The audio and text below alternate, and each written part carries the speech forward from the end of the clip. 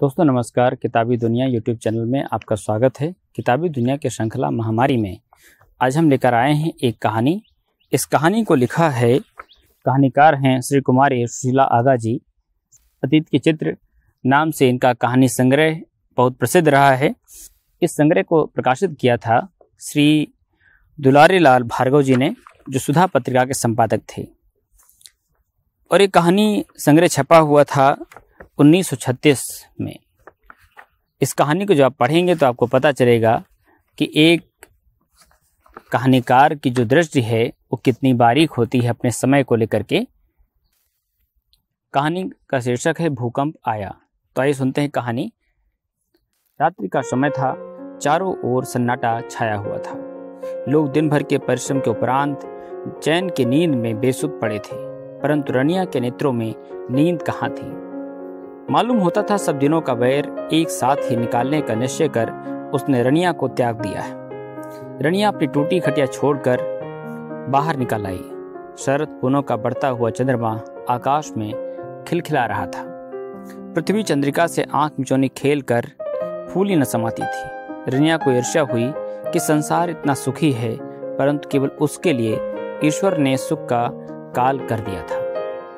जो दुख और निराशा के भाव रनिया के हृदय में 1 वर्ष पूर्व अपने सर्वस्व दद्दा की मृत्यु हो जाने पर आए थे, वे ही भाव इस समय भी उसे पागल बना रहे थे। परंतु समय और परिस्थिति में कितना अंतर था। उन भावों को पृथ्वी के भूकंप ने जागृति दी थी और इन भावों को हृदय के भूकंप ने। वो बिहार के रहने वाली ठाकुर जात की कन्या थी। दुखिया ने जब होश संभाला, अपने पिता को ही अपना एकमात्र आधार पाया। फिर भी वह सुखी थी। उसके पिता ने उसे कभी माता का भाव खटकने ना दिया। बेचारा ठाकुर खेती और मेहनत मजदूरी करके धन पैदा करता, क्योंकि उसकी आशाएं, अभिलाषाएं और अरमान सब उसकी रनिया पर केंद्रित थे। उसने अपनी रनिया के पीछे वह त्याग किया था जो बहुत कम देखने में आता है। जब रनिया की अम्मा कुछ महीनों की रनिया को पति के हाथ में सौंप कर इस असार संसार से विदा होने लगी थी, उस समय ठाकुर ने दुख से व्याकुल होकर पत्नी के आगे प्रतिज्ञा की, घबराइयो नहीं, मैं दूसरा ब्याह नहीं करूंगा। तेरी रनिया मेरी रनिया रहेगी। मालूम नहीं ये शब्द अंतिम सांसें लेती हुई ठाकुराइन ने सुने या नहीं, परंतु मरने के उपरांत भी उसके अधरों पर संतोष की हंसी के चिन्ह अंकित रह गए थे। रनिया सुख से पलने लगी। गांव में केवल छोटे लड़कों को हिंदी और गणित की शिक्षा देने के लिए एक छोटी सी पाठशाला थी। सबकी देखा देखी रनिया को भी धुन सवार हुई। एक दिन उसने अपनी कोमल बाहें दद्दा के गले में डालते हुए अपने पढ़ने की इच्छा प्रकट की। ठाकुर ने हंसी में उसे बहलाने का प्रयत्न किया। खैर, उस समय तो वह मान गई, परंतु दूसरे दिन उसने अपने पड़ोसी के लड़के मुरारी को अपनी पुस्तकों का पाठ करते हुए सुन लिया। वह अपने साथियों को तोता मैना की कहानी पढ़ पढ़ कर सुना रहा था। रनिया कुछ देर खड़ी सुनती रही। इतने में कहीं से दद्दा पर दृष्टि पड़ गई। रनिया ने हट पकड़ ली, यहाँ तक कि रोने की नौबत आ गई। ठाकुर में इतनी सहन शक्ति न थी। रोती बिटिया को चुप करा के वह पाठशाला के पंडित के पास पहुंच गया और अपनी इच्छा प्रकट की। पंडित को आश्चर्य हुआ, परंतु आता धन किसे बुरा लगता है। वह राजी हो गया। उसके बाद से रनिया नित्य सवेरे अपनी तख्ती बगल में दबाकर पाठशाला पढ़ने जाती। उसके साथ की लड़कियां उसकी ओर ईर्ष्या से देखती। गांव वाले ठाकुर को बुरा भला कहते, परंतु ठाकुर सब कुछ सुन लेता। मुरारी गांव के पुरोहित का पुत्र था, नटखटी करने में सबका सरपंच। जब से रनिया पाठशाला में पढ़ने लगी, मुरारी से बड़ी घनिष्ठता हो गई। वह नित्य पूछ बैठता, के रनिया आज कौन सा पाठ पढ़ा। रनिया शीघ्रता से अपनी पुस्तक बढ़ाते हुए कहती, देख ना, तेरे बराबर पढ़ गई हूँ। समय कूदता फांदता निकल गया। रनिया अब सयानी लड़कियों में थी। पड़ोसी ठाकुर को बुरा भला कहते, इतनी बड़ी लड़की को बिठाए हैं, ब्याह नहीं करता। ठाकुर सुनता, परंतु सब बातें दूसरे कान से निकाल देता। रनिया के विवाह की कल्पना करते ही उसके रोंगटे खड़े हो जाते। रनिया को अलग कर वह किसके लिए जीवित रहेगा। अभी तो उसका बुढ़ापा भी नहीं था जो राम भजन करके रही सही उम्र काट देता। टाल मटोल करते भी कुछ समय निकल गया। अब रनिया 15 वर्ष की हो चली थी। उसका निखरता हुआ रूप उज्जवल रंग सबके लिए आकर्षण का साधन हो रहा था। ठाकुर को हर समय उसकी चिंता करनी पड़ती, ध्यान रखना पड़ता। जब वह तड़के से संध्या तक खेत पर रहता तो उसे रह रहकर रनिया का ध्यान आता। वो क्या कर रही होगी, कहाँ होगी। गांव की पली लड़की थी, गांव वालों से उसे कोई पर्दा न था। वह किसी को चाचा कहती, किसी को काका और किसी को भैया। परंतु संसार का विश्वास ही क्या था। ठाकुर उसे रोक टोक में रख भी नहीं सकता था, क्योंकि घर पर उसके कौन था जो उसकी देखरेख करता। मुरारी अब 18 वर्ष का युवक था। जब वह रामायण लेकर पढ़ने बैठता तो रनिया के लिए अच्छा आकर्षण हो जाता। वो भी जाकर सुनाती, वह उसे भैया कहती। गांव वाले मुरारी के साथ रनिया की विशेष घनिष्ठता देखकर 10 बातें बनाते। धीरे धीरे ये बात ठाकुर के कानों तक पहुंच गई। उसने एक दिन रनिया को बुलाकर कहा, रनिया, तू अब सयानी हो गई, 2-3 माह में अच्छा घर-वर देखकर विवाह भी कर दूंगा। तू अब इस तरह मुरारी से बातें न किया कर। रनिया ने बात सुनी और आश्चर्यचकित होकर पूछने लगी, काहे दद्दा, क्या कोई अपने भैया से बात नहीं करता? रनिया का सरलता पूर्ण प्रश्न सुनकर ठाकुर ने केवल हूं मात्र से अपने मनोगत भावों को प्रकट कर दिया। वो समझ गया रनिया संसार की कृत्रिमताओं से बिल्कुल अनभिज्ञ है। जाड़े के दिन थे। ठाकुर अपने विचारों में आधा खोया सा रनिया के विवाह की तैयारियां कर रहा था। आने वाले फागुन की लग्न थी। ठाकुर घर जमाई करने का निश्चय कर चुका था, इस कारण उसे अधिक चिंता न थी। परंतु रनिया विवाह के नाम मात्र से ही घबरा रही थी। सगाई होने के बाद एक दिन जब रनिया मुरारी के पास बैठी रामायण सुन रही थी, मुरारी ने धीरे से प्रश्न किया, के रनिया, तो ब्याह करके हम सबको बिसराए देगी? रनिया ने यह प्रश्न सुनते ही लज्जा से सिर नीचा कर लिया। वो अपनी रुलाई अधिक न रोक सकी, इस कारण तुरंत उठकर अपने घर भाग गई। दिन का समय था। रनिया अपनी खोई हुई गैया को ढूंढती ढूंढती खेतों की ओर चली जा रही थी। इतने में सामने मुरारी दिखाई पड़ा। वह भी कहीं से पुरोहिताई करके लौट रहा था। अचानक बड़े जोर का शब्द हुआ और सारी पृथ्वी कांपने लगी। रनिया ने लपक कर मुरारी का हाथ पकड़ लिया, बचाओ भैया। बस यही शब्द उसके मुख से निकले। कांपती धरती के समान रनिया की देह कांप रही थी। मुरारी बोला, रनिया, राम का नाम ले। कुछ क्षण में मुरारी और रनिया ने देखा, एक गड़गड़ाहट के साथ उनका सब गांव पृथ्वी से लग गया। रनिया दद्दा दद्दा चिल्लाती हुई सुध बुध छोड़कर भागने लगी। मुरारी हा राम कहकर आगे बढ़ा, परंतु पहुंचने पर वहां जो दृश्य दिखाई दिया उससे हृदय फटा जाता था। अभागिनी रनिया जाने किस घड़ी घर से बाहर हुई थी, जो पिता के अंतिम दर्शन भी न हुए। मुरारी के घर के 8 आदमियों में केवल 2 छोटी बहनें बची थी। रनिया रोती बिलखती मुरारी के सम्मुख आई। मुरारी ने आश्वासन देते हुए कहा, रनिया, राम पर भरोसा रख, तू तो समझदार है। देख मेरी छोटी बहनों को, उनका कौन है? मैं अब कहाँ जाऊं मुरारी, मेरे तो कोई नहीं रहा, कहकर रनिया सिसकने लगी। मुरारी ने सहानुभूत और प्रेम दिखाते हुए कहा, तू अपने भैया के पास रहेगी। भूकंप के बाद कई महीने व्यतीत हो चुके थे।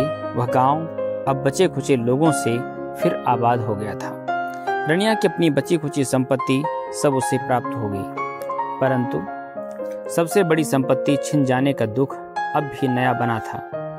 मुरारी के घर से लगी हुई उसकी झोपड़ी थी, परंतु अधिकतर मुरारी के घर में रहती।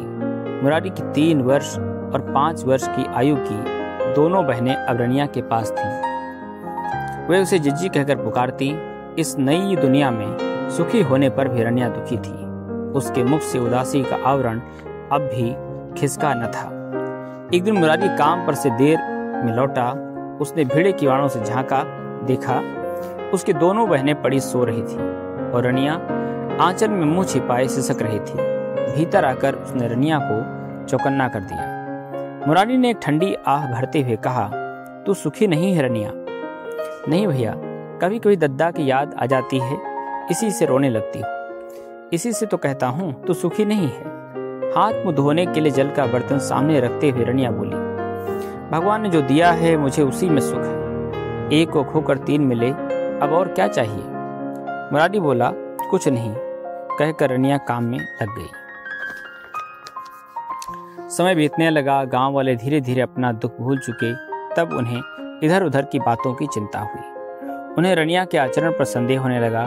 वो ठाकुर मुरारी ब्राह्मण, उसका मुरारी का मेल ही क्या। परंतु एक बात इस प्रश्न को ठंडा कर देती, वह किसके भरोसे रहे, उसके कोई है भी तो नहीं। धीरे धीरे रनिया ने देखा मुरारी में परिवर्तन होने लगा। पहले तो वह केवल काम से मतलब रखता था। घर आकर खाने पीने से छुट्टी होने पर रामायण अथवा महाभारत का पाठ करने बैठ जाता। अब वह बहुधा जल्दी घर लौट आता, तबीयत न लगने का बहाना कर रामायण नहीं खोलता। किसी प्रकार रनिया से बातें करने का बहाना ढूंढ कर बोलने लगता। रनिया ने संसार का छल फरेब भरा विकृत रूप नहीं देखा था, पर संसार को देखकर वह बहुत कुछ समझने लगी थी। उसे इन दिनों रह रहकर अपने दद्दा के शब्द याद आ जाते, रनिया तू अब इस तरह मुरारी से बातें न किया कर। रनिया यह सब देख रही थी और दूर दूर रहती। वह अब अक्सर मुरारी की बहनों को अपने घर में रखती। एक दिन बहुत रात तक मुरारी नहीं आया। रनिया को चिंता हुई। वह अपनी झोपड़ी के द्वार पर खड़ी होकर मार्ग की ओर निहारने लगी। कुछ देर में उसने देखा मुरारी चला आ रहा। पूछ ही बैठी, आज इतनी देर क्यों कर दी? मुरारी ने प्रवेश करते हुए कहा, यूं ही तेरे लिए तोड़े बनने को दे आया था, थोड़ी कसर रह गई थी, इसे सुनार के घर बैठ गया। इतना कहकर मुरारी ने चमकते हुए तोड़े रनिया के सम्मुख रख दिए। रनिया चौंक कर पीछे खिसक गई और बोली, काहे भैया, मुझे तोड़े क्या करने हैं? मेरी भेंट है, पहनना, तेरी गोरी कलाई पर बहुत सजेंगे। मुरारी ने उन्मत्त भाव से रनिया की ओर देखा और बाहर जाने लगा। रनिया ने क्रोध से पागल होकर वह तोड़े मुरारी के आगे फेंक दिए और चिल्ला कर बोली, तू मुझे इतने नीच समझता है? मैं भी तुझे दिखा दूंगी मैं ठाकुर की लड़की हूँ। मुरारी मानो सोते से जगा हो। इससे पूर्व उसने रनिया का ऐसा उद्दंड स्वरूप कभी न देखा था। रनिया सिसकियां भर भर रो रही थी। मुरारी ने घुटने पृथ्वी पर टेक दिए, मस्तक नत हो गया, हाथ जुड़ गए, मुख से निकला क्षमा। उसने तोड़े नहीं उठाए, केवल सिर झुकाए झुकाए एक बार रनिया की ओर देखा। उसके नेत्रों में अभी आंसू भरे थे, शायद वे क्षमा के थे। मुरारी तुरंत झोपड़ी के बाहर हो गया। शरद पूर्णिमा का बढ़ता चंद्रमा उसे इस समय काल सा लगा। रनिया ने सोने का प्रयत्न किया, परंतु हृदय में संग्राम मचा था। दया के टिमटिमाते प्रकाश में पृथ्वी पर पड़े हुए तोड़े अब भी उसी प्रकार चमक रहे थे। रनिया बहुत देर चांदनी में बैठी अपने को शीतल करने का प्रयत्न करती रही, परंतु उसे सब व्यर्थ लगा। दद्दा उससे कह रहा है, रनिया तू यहाँ क्यों आई? यहाँ तेरा घर नहीं है। रनिया रोने लगी, तो फिर कहाँ जाएं? ये उसे कौन बताने लगा था? रनिया ने देखा बहुत रात जा चुकी है। उसने भीतर जाकर उन तोड़ों की ओर कुछ देर देखा। वे बड़े सुंदर बने थे। उसने उठाकर उन्हें हाथों में पहन लिया। उसकी गोरी कलाई पर वास्तव में वो तोड़े बहुत सुंदर लग रहे थे। वह हंसी, फिर रोई, उन तोड़ों को चूमा, हृदय से लगाया और आया आया चिल्लाती हुई उस हल्की चांदनी में जाने की ओर चली गई। दूसरे दिन मुरारी ने देखा रनिया घर में नहीं है। दुख और पश्चाताप से व्याकुल हो वह उसकी झोपड़ी में गया। तोड़े वहां नहीं थे। रहस्य कुछ समझ में ना आया। कुछ दिन बाद लोगों ने सुना मुरारी अपनी बहनों को लेकर परदेश चला गया। अब उस घटना को घटे बहुत दिन हो चुके हैं। गांव में कभी कभी एक पगली चिल्लाती हुई आती है, भूकंप आया, भूकंप आया। वह एक लहर की तरह आती और निकल जाती है। लोग उसके पीछे दौड़ते हैं, उसे पकड़ने का प्रयत्न करते हैं, परंतु व्यर्थ। हाँ, यदि मुरारी होता तो उस पगली के हाथ के चमकते हुए तोड़े देखकर समझ जाता कि वो रनिया का भूत है। दोस्तों, ये रही कहानी जो 1936 में प्रकाशित हुई थी। और आज भी इस कहानी का पढ़ने का मतलब ये है कि जिस दौर में हम रह रहे हैं, यानी महामारी के दौर में, वहाँ भी ऐसे न जाने कितनी घटनाएं घट रही हैं जिसमें इस कहानी की छवियाँ आपको देखने को मिल जाएंगी। दोस्तों, यदि कहानी आपको अच्छी लगी हो तो इस कहानी को दोस्तों के साथ साझा करिएगा और हमें हमारी कमियों और कमजोरियों के बारे में जरूर लिखिएगा। शुक्रिया।